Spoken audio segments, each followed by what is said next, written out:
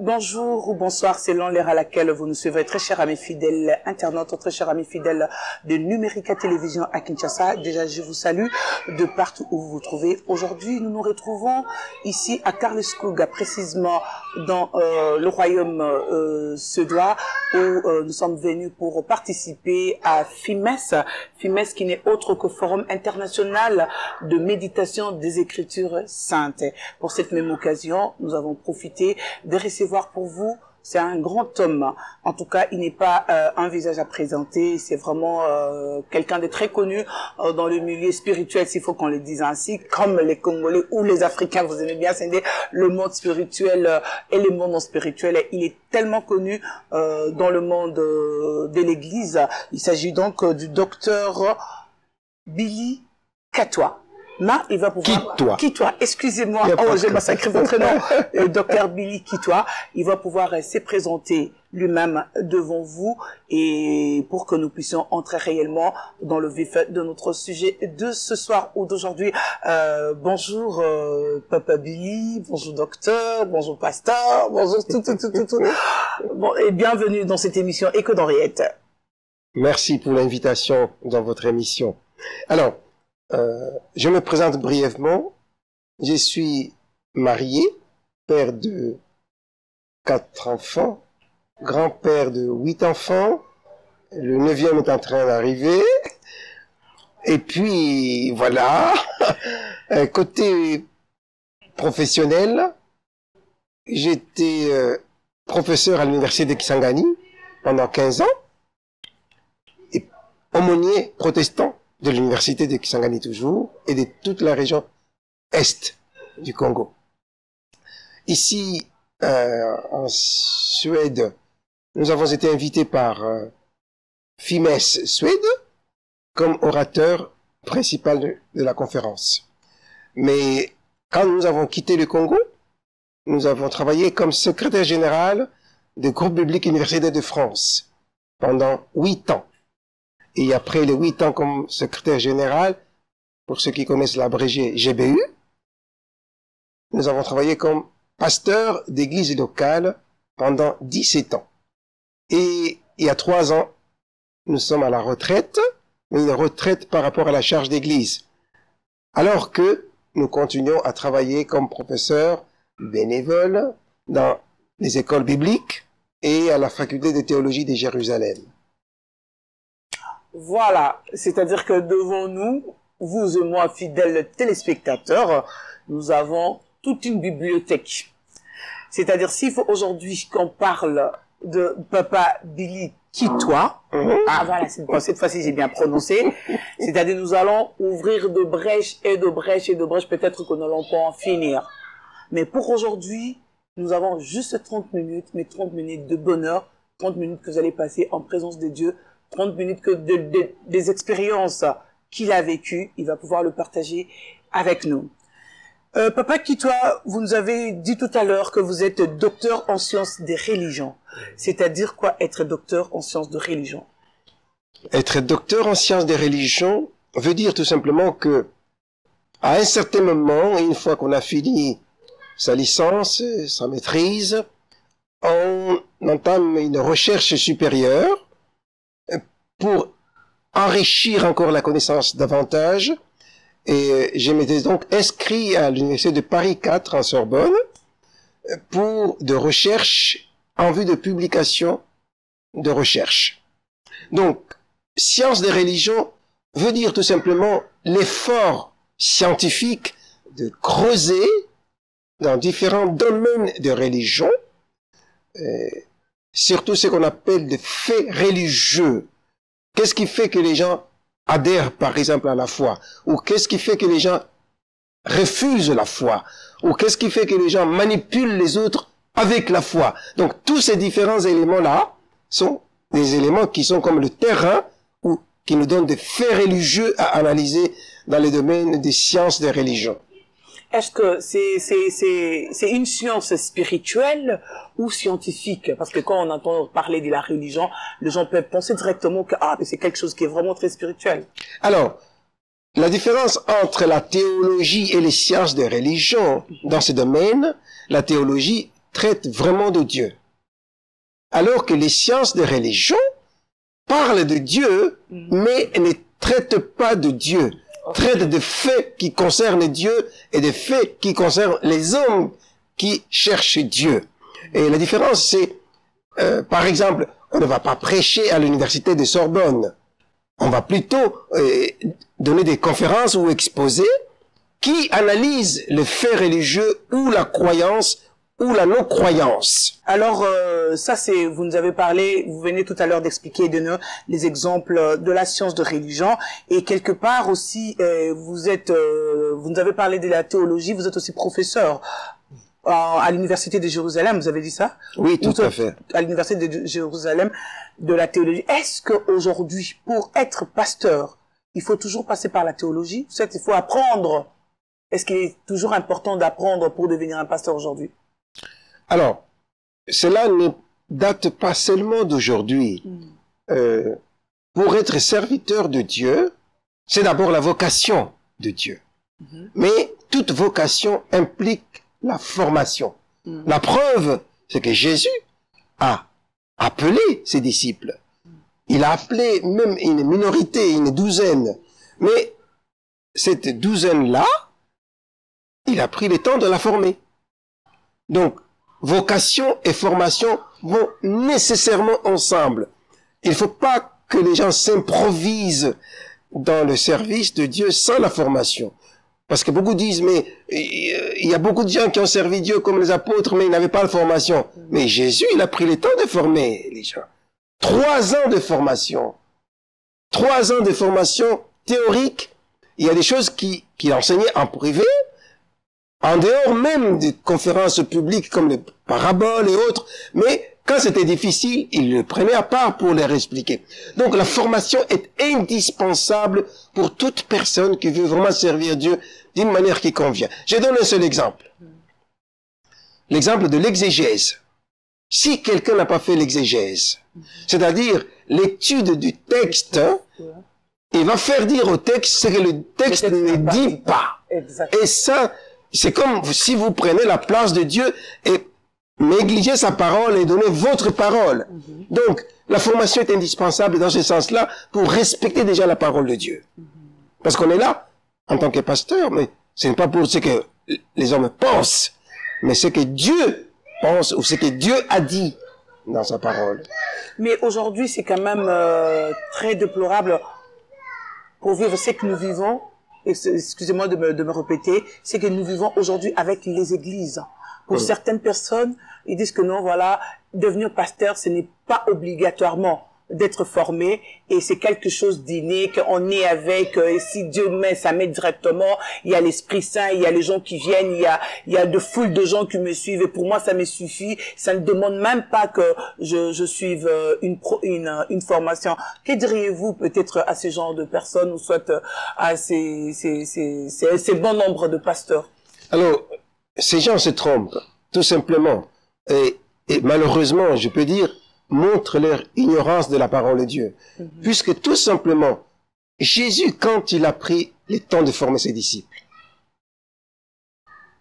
et même après les avoir formés, avant de partir, il donne un ordre qui montre la nécessité de la formation. Nous prenons Matthieu 28, 18 à 20, où il dit clairement, allez faire de toutes les nations des disciples, c'est-à-dire former-les comme pour qu'ils deviennent disciples, mais à la fin, après les avoir baptisés, il ajoute, et enseignez-leur ce que je vous ai prescrit. C'est-à-dire, il avait déjà donné des prescriptions, mais en même temps, après, il dit, vous aussi, transmettez ce que je vous ai prescrit. Ce qui veut dire que, finalement, négliger l'enseignement, c'est même négliger Jésus. C'est même négliger l'ordre que le Seigneur Jésus a donné. Mais moi, je pense que la faute peut-être, laissez-moi, bon, pas dire la faute, mais vous qui avez la connaissance de Dieu, c'est comme si vous êtes reculé, vous avez fait un pas en arrière et laissé peut-être aux charlatans qui ne respectent pas les normes et les règles de la parole de Dieu partir de l'avant et abrutir aujourd'hui. le peuple de Dieu. Mais vous, c'est la responsabilité aujourd'hui revient à vous, Papa Billy. Que diriez-vous? Alors, Dieu nous a fait grâce. En ce qui concerne nous qui habitons en France, Dieu nous a fait grâce. Qu'en voyant par exemple beaucoup de nos compatriotes qui sont en France, qui se levaient et qui disaient le Seigneur m'a dit, le Seigneur m'a dit, voilà. Ou le Saint-Esprit, le Seigneur m'a montré que, ou le Saint-Esprit m'a montré que, nous leur avons dit, oui, le Saint-Esprit parle encore aujourd'hui, il faut pas le nier. Mais le Saint-Esprit ne peut jamais dire des choses qui sont contraires à la parole de Dieu. Jamais. La preuve, c'est que le Saint-Esprit vous conduira dans toute la parole, et la parole de Dieu, c'est la vérité. Donc, dire le Saint-Esprit m'a dit, si vous dites des choses qui sont contraires à la parole de Dieu, méfiez-vous. Or, reprenons ce que le Seigneur Jésus a dit, en ce qui concerne le Saint-Esprit. Il a dit clairement, non seulement qu'il vous conduira dans toutes choses, mais qu'il vous enseignera toutes choses. Si Jésus ne voulait pas que nous soyons instruits par les hommes, que nous soyons formés par les hommes, pourquoi a-t-il dit à ses apôtres, enseignez-leur ce que je vous ai prescrit? Parce que s'il voulait seulement que ce soit le Saint-Esprit qui enseigne, pourquoi il a donné l'ordre à ses disciples d'enseigner les autres? Ce qui montre bien qu'il voulait que les gens qui ont déjà reçu l'enseignement enseignent aussi les autres.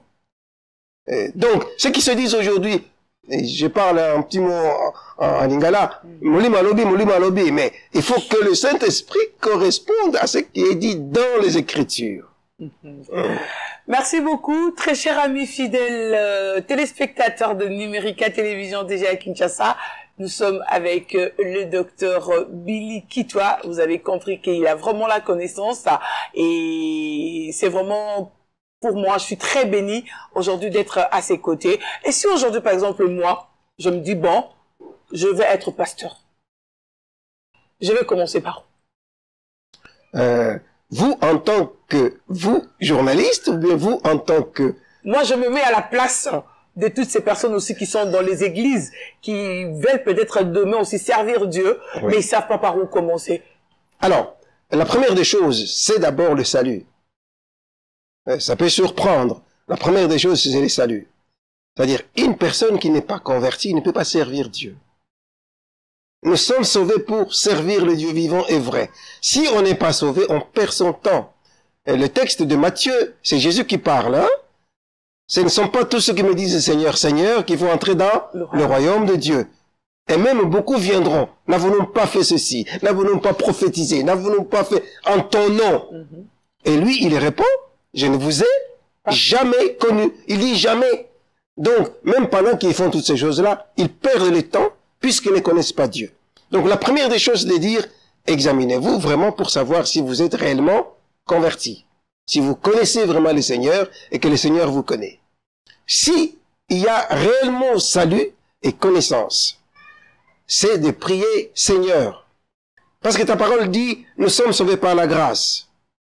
Pour les œuvres que tu as préparées d'avance, pour que nous puissions les pratiquer. Quelles sont les œuvres que tu as préparées d'avance pour que nous puissions les pratiquer?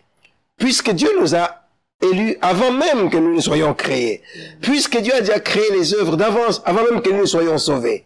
Notre responsabilité, c'est de dire, Seigneur, puisque tu nous as sauvés pour te servir, puisque tu avais préparé d'avance les œuvres même avant notre salut, quelles sont ces œuvres? Qu'est-ce qui tue les églises aujourd'hui? C'est que les gens voient quelqu'un qui travaille par ici, ils disent, mais moi aussi je peux faire comme lui. Moi je suis aussi capable de faire cela. Je peux aussi traîner le monde. Vous comprenez? Or, qu'est-ce qui compte? C'est de faire la volonté de Dieu. Même si vous ne faites pas, qu'est-ce que les gens cherchent? La plupart, c'est soit l'argent, le voyage, popularité, le mariage. Et ils cherchent beaucoup de choses et ils tombent sur les gens qui n'ont pas suffisamment de connaissances, de telle manière que les gens sont comme manipulés à cause de manque de connaissances. Notre responsabilité que nous avons eue, nous, à Paris, c'est de prendre ces différents pasteurs et nous avons créé une école. Exact. La première école était appelée d'abord Département africain de théologie et de missiologie. Et cette école a fonctionné pendant environ 17 ans. Et aujourd'hui, nous avons fusionné aussi avec les gens des Caraïbes qui ont voulu se joindre à nous. Nous aussi, on a dit, on s'est joint à eux. Et nous formons maintenant, nous avons formé, ça fait la 4e année, ce qu'on a appelé IBAC. Donc, Institut biblique afro-caribéen. Okay. Et dans cet institut-là, maintenant, ce n'est plus seulement les Africains ou les Congolais, mais c'est aussi les gens des Caraïbes qui viennent pour la formation, puisqu'ils ont eu la vocation. Voilà notre responsabilité que nous assumons depuis un certain temps. Ah, ça c'est très bien. Et pour certaines personnes, il faut toujours habiter en France, ou soit il y a des cours qui sont organisés aussi à distance? Nous n'avons pas encore franchi le cas de théologie à distance. Peut-être qu'il faudrait bien y penser. Bah, il faut y penser peut-être, parce que s'il faut apprendre, moi qui suis en Suède, s'il faut que je vienne en France, et chaque fois, c'est quand même avec tout ce qu'il y a comme, nous avons comme responsabilité ici sur place. Vraiment, merci beaucoup, docteur. Et aujourd'hui, quelle lecture vous pouvez faire des églises? Surtout, s'ils peuvent pas seulement parler de l'Afrique, mais faire des églises et de pasteurs du Congo. Ma femme et moi, nous étions au Congo et nous y allons régulièrement. Nous étions très choqués de voir un contraste. Il y a des églises qui sont fidèles vraiment au Seigneur. Et nous avons d'ailleurs été invités dans certaines églises vraiment fidèles au Seigneur. Mais nous avons appris des choses et vu des choses horribles. Les gens qui vendent... Comme quel genre de choses, par exemple? Par exemple, où l'on vendait des flacons d'onction. L'onction de $50. C'est biblique aussi. Bon, vous qui La Bible, la Bible n'en parle nulle part. D'ailleurs, l'onction, on ne la vend pas. C'est Dieu qui donne l'onction. Ce n'est pas l'huile qu'on a mis dans un flacon qui donne l'onction.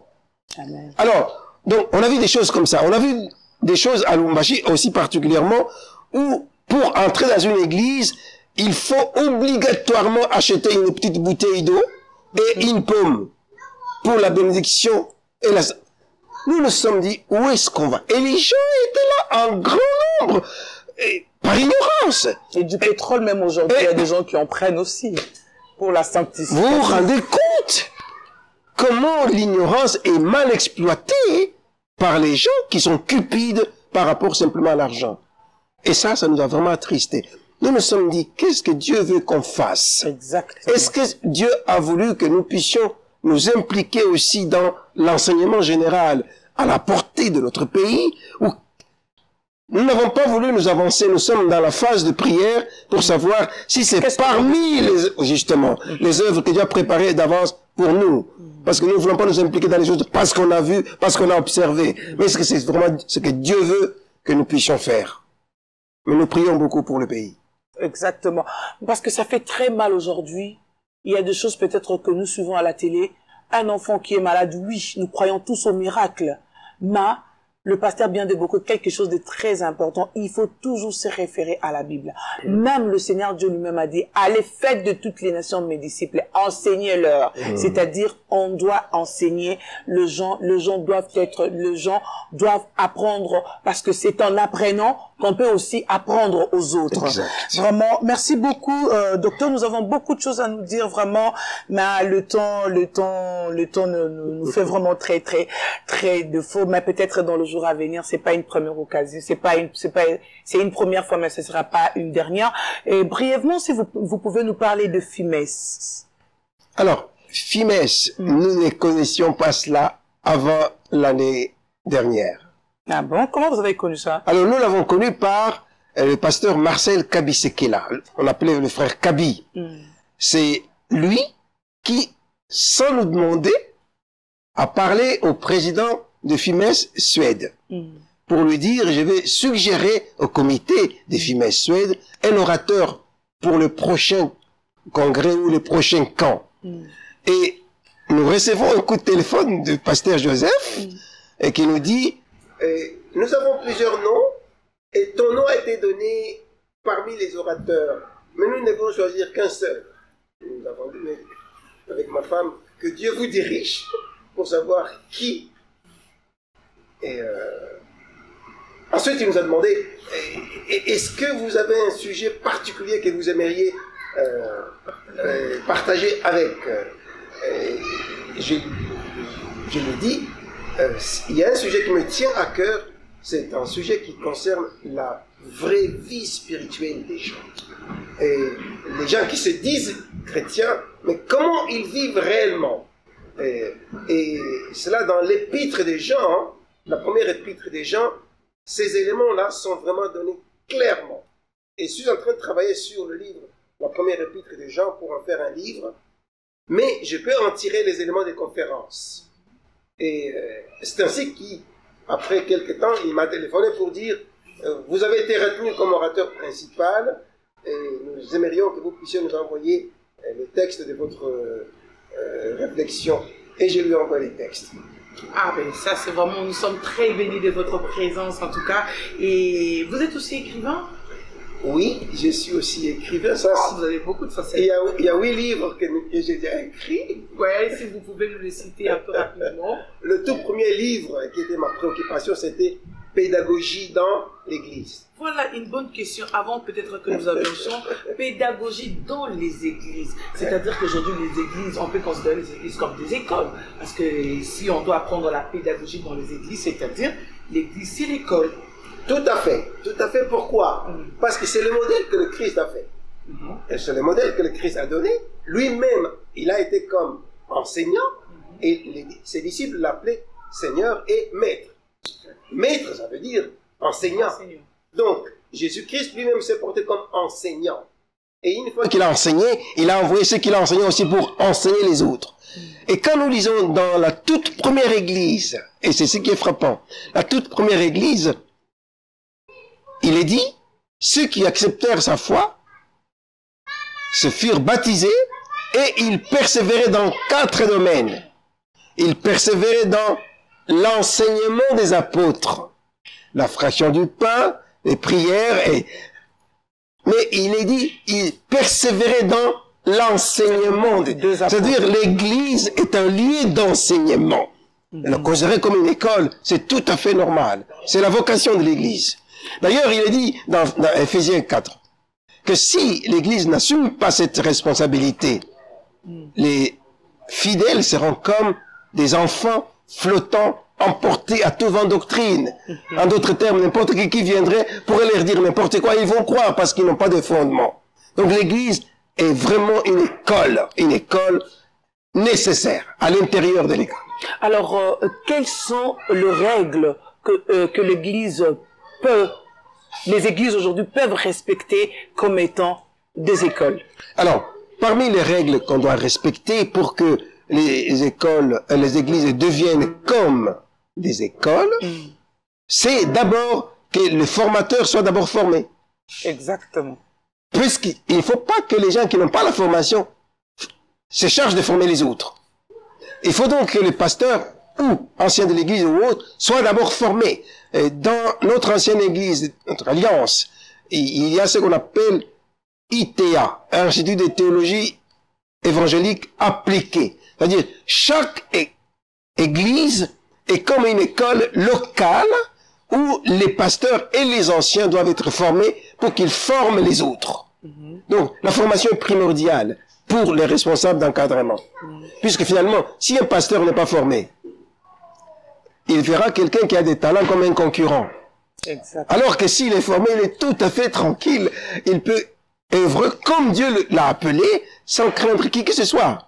Donc, la première des choses, c'est de former les responsables d'église.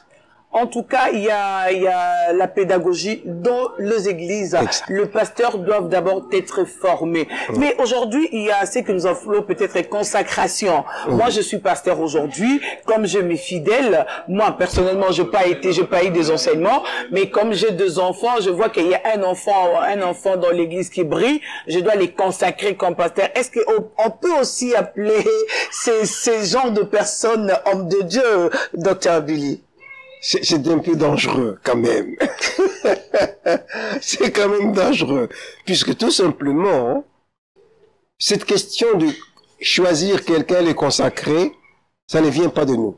Ça vient du discernement. des dons que Dieu a donnés à chacun, mais aussi en même temps de savoir que une fois que quelqu'un est appelé, il doit être formé. En tout cas, merci. Nous sommes vraiment arrivés à la fin.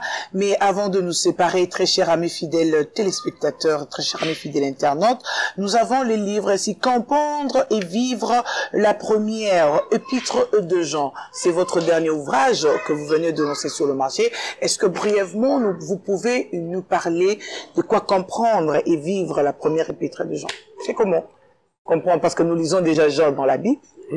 Comment nous allons le comprendre et comment nous allons encore le vivre? Je ne sais pas, c'est vous qui avez écrit ici. Alors, lire ne suffit pas.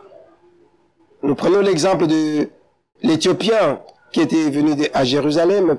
Il lisait le prophète Ésaïe, mais il ne comprenait rien.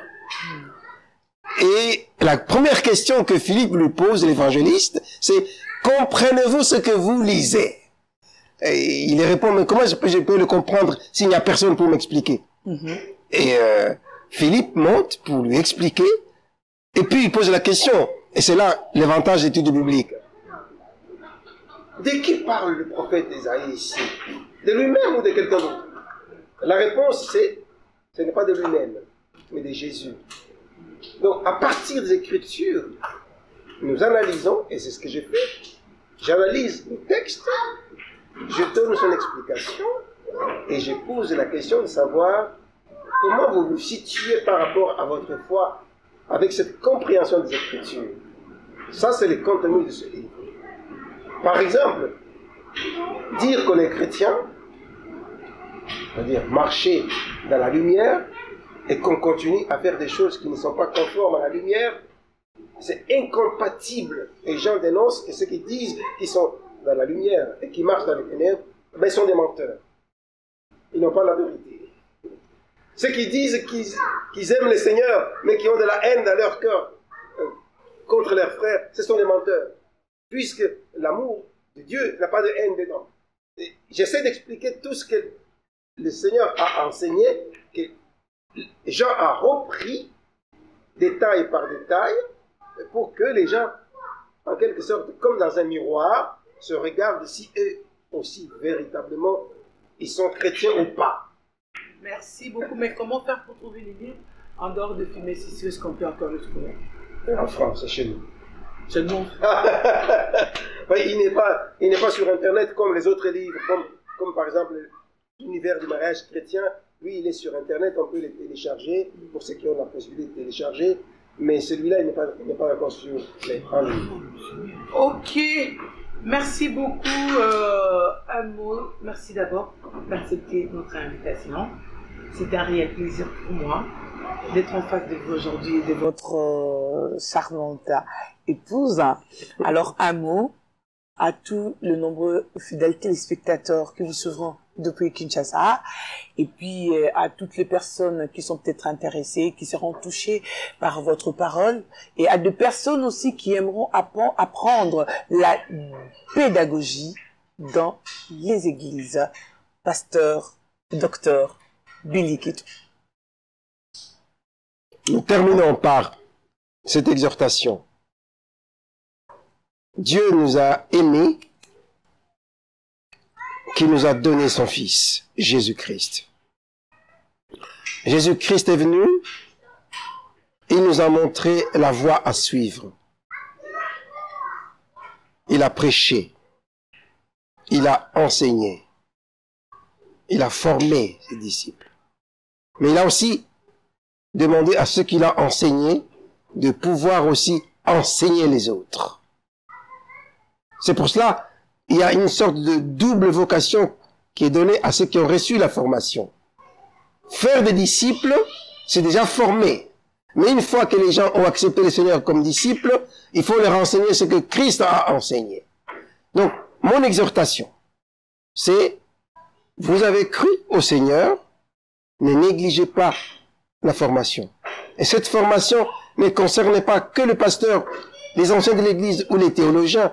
Cette formation concerne tous les fidèles. Parce que les fidèles qui n'ont pas eu la formation sont comme des enfants qu'on peut emporter à tout vent de doctrine. C'est pour cela que j'encourage que non seulement ceux qui doivent former les autres forment, mais que tous les membres des églises se forment pour avoir de la connaissance et pouvoir aussi réfuter les séducteurs, les menteurs, pouvoir dépister ce qui est vrai et rejeter le mensonge en Jésus-Christ. Amen. Amen. Merci, merci beaucoup, très cher ami fidèle téléspectateur. C'est un réel plaisir pour moi de recevoir le docteur Billy Kitwa. Vraiment, nous vous remercions encore infiniment. Que le Seigneur vous bénisse. Je sais que je suis vraiment une femme bénie d'être aujourd'hui à vos côtés. Et quant à moi, je vous dis merci, au revoir et à la prochaine. Como Cristifi.